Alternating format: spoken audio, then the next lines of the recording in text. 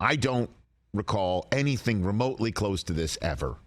There wasn't a 24/7, 365 NFL network or 24/7, 365 sports talk radio shows. There wasn't any 24/7, 365 on-air programs where there's argument and analysis and more argument. In other words, when Norm Van Brocklin in 1961 was brought on with no coaching experience at all to coach the Philadelphia Eagles, WIP didn't exist? Nope. Okay. So this is new. And the new is firing a head coach in the middle of a season that's nothing new, but to bring in as his replacement somebody who's never done it before, currently coaching at the high school level. He does know the organization because he had a stellar career playing center, snapping the football to Peyton Manning for so many years. And he's one of the best people you will ever meet in any walk of life, certainly in a football life, in Jeff Saturday. And in so hiring him and firing the head coach, Frank Reich, who just fired the offensive coordinator the week before to coordinate an offense and call the plays for a kid who was drafted in the 6th round last year out of Texas named Sam Ehlinger, and having him not get a single first down on a 3rd down in New England and being sacked and turning it over. And it was one of the worst offensive performances this very proud franchise has ever had. And firing Frank Reich, Jim Irsay has left the Indianapolis Colts with 0 coaches on the staff who's ever called an NFL offensive play ever. So this is what we call unprecedented. And when Jim Irsay stepped to a podium last night in Indianapolis with his new head coach, interim head coach Jeff Saturday to his left, and general manager Chris Ballard, who has survived the purge that has occurred to date, and he says, Jim Irsay, that Chris Ballard is going to be sticking around. All eyes on that podium and all ears peeled to hear, why'd you do it? Where did this come from? Here is Jim Irsay explaining his decision-making. When I hired Tony Dungy, it was done very methodical. You operate like the CIA. It's very analytical, it's very unemotional, it's very, very methodical, with in-depth experience and knowledge and trying to get the feeling for what's right. Then I wanted a winning coach, a winning playoff coach, a winning coach that was proven to come in with our franchise. Now, I'm glad he doesn't have any NFL experience. I'm glad he hasn't learned the fear that's in this league. That's because it's tough for all our coaches. They're afraid. They go to analytics, and it gets difficult. I mean, he doesn't have all that.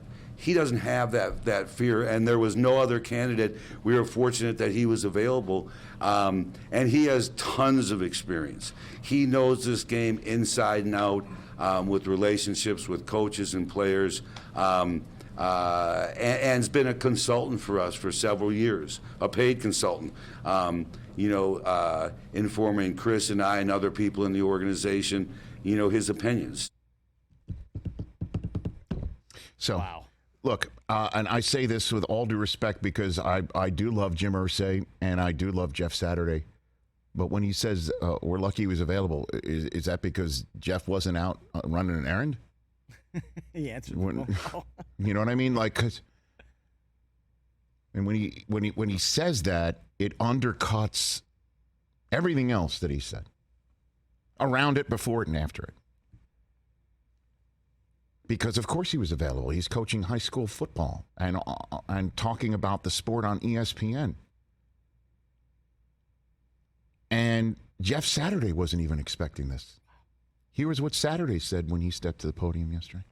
Yeah, shocked would be an understatement, right? Shocked would be an understatement. So, Yeah, we had the conversation, and it escalated quickly. He asked me, my wife Karen, and he said, "Hey, will you go have a conversation with your wife and make sure that she's on board?" And my son Josh still lives with us at home, and you have that conversation. And he told me he was going to meet with Chris about it, and. And Chris and I knew she's the most important woman. That's exactly right. Thank you, Karen. And so we had the conversation. We talked about it and prayed about it, and then as the day progressed this morning, we finally came to a conclusion. But it was a 12-hour whirlwind. Here's the scoop, because my phone's been texted and ringing, and I'm not. Are you joining the Colts staff? I'm not. Nice. Oh. That's my way of setting up that I don't traffic in the same NFL circles as the guy who's sitting in this chair for the rest of this week, filling in for me and hanging out with you guys and everybody who's listening and watching over the next 3 days while I go to Germany to call that game on Saturday, Tom Pelissero. I'm not an information individual per se, but my ears to the ground and people just send me texts. The league is stunned by this. And people are also pissed about this around the league. Mm-hmm. People who are coaching and doing everything that needs to be done on the dues paying front. Of all colors, by the way. And Jeff Saturday's sitting at home and he gets a phone call from an owner in the NFL saying, "How'd you like to be the coach of the Indianapolis Colts?" And Jeff Saturday is going to be absolutely in the figurative crosshairs of this aspect of this job. You cannot blame him for taking it. Okay? You cannot blame him for taking the job. He's not going to sit there and go, "I can't take the job because I didn't pay my dues." No, an owner actually called him and said, "Hey, man," and someone I'm sure he adores, and an organization he adores, and a town he adores, and is nothing but, and if his family's willing to say, "Okay, you go and chase that dream, and we'll live our lives," I imagine separately. I don't think he lives in Indianapolis, so it is a challenge for Jeff Saturday to basically uproot his life and just throw himself into this mix. So I do not blame him for taking the job, but a lot of people are going to be blaming Jim Irsay for offering it. And if it doesn't work out, I mean, again, it's not like the first thing he did announce is it's Sam Ehlinger's job. Like I told you yesterday and last week as well, when we were kind of batting around the subject, maybe they do turn to Matt Ryan again. Contractually, they don't want to pay him the amount of money that he would be owed if he gets hurt behind this offensive line that has been absolutely the shocking sore thumb of this team so far this year. And so Saturday's got a kid who's going to be making his third career start. And Saturday said last night he was going to spend last night making calls around the staff to see who will be the best person to call the offensive plays, because nobody on the staff has ever done it before. And that's how they're going to, like, as of right now, we still don't know. I imagine the Colts and Saturday have identified who that individual is. But there's a whole process of what the play is and how you're going to get it to the quarterback and how he's going to receive it. How is he going to get it in his ears? The cadence back and forth. The decision-making that's got to go. And Jeff's got to let him know on third down, set it up for fourth down, and got to know how many timeouts he's got left. And all of that, you saw how this has consumed so much of Nathaniel Hackett's first year so far in Denver, that they had to get him an old hand up in the booth to help him out with this sort of material. And maybe Jeff's got this cold. Maybe he does. He's really good. He's really accomplished. He's really smart. But this is, I mean, want to talk about an uphill challenge. My goodness gracious. So, everybody's wondering, like, what is Jim Irsay thinking?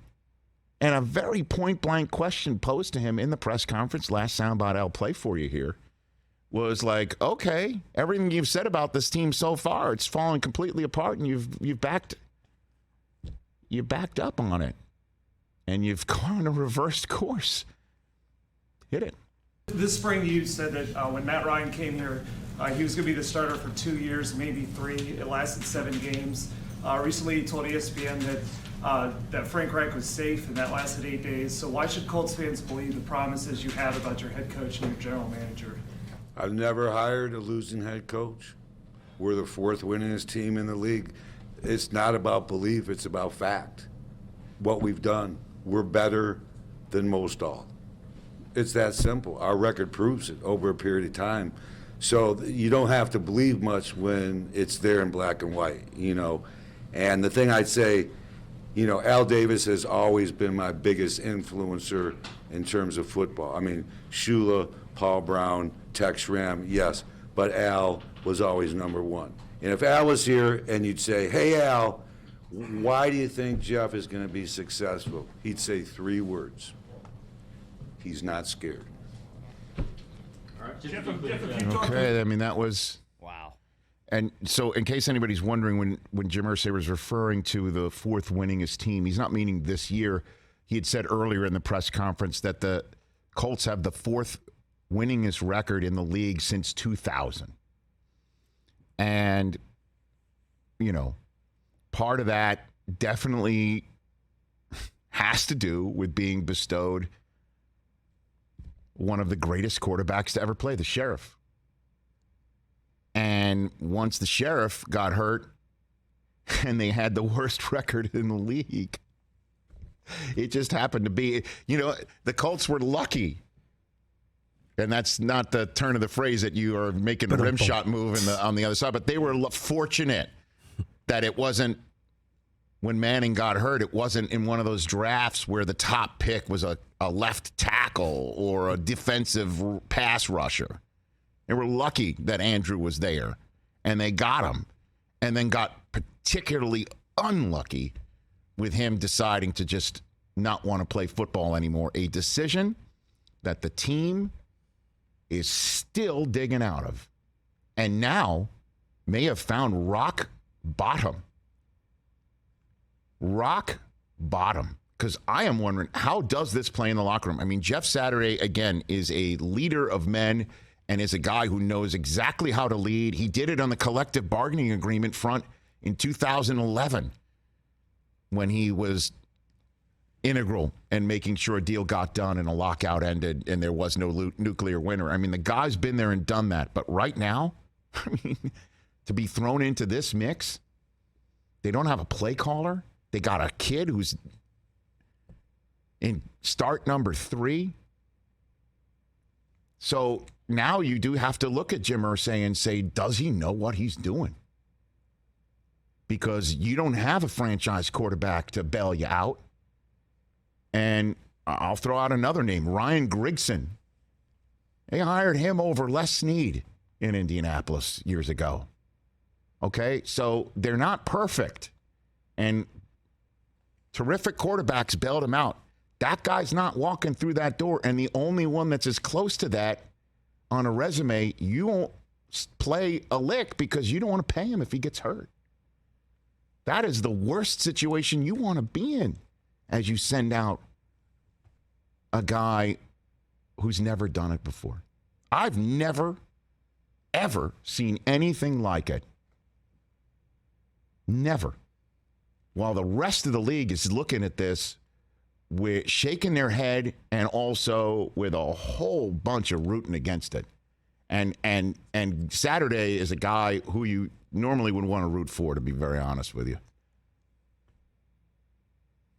Man, I've never seen anything like it. And if it doesn't work out, like a lot of people think, we'll never see anything like it again. Catch the Rich Eisen Show every single day on the Roku channel, 12 to 3 Eastern, for free.